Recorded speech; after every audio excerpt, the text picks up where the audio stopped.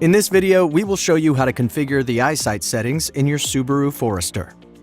To set the warning volume for the EyeSight system, first navigate to the menu screen on the multi-information display using the arrow keys located at the 7 o'clock position on your steering wheel. Then press the Eye/Set button to access the menu.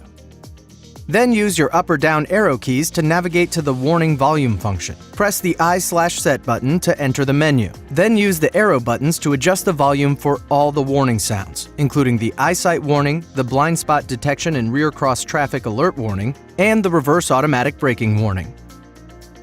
Lane Keep Assist uses the stereo camera system to scan the lines on the road and works with the electric power steering to ensure your Subaru stays safely in the lane. By configuring EyeSight settings, you can customize your experience behind the wheel of the 2019 Subaru Forester.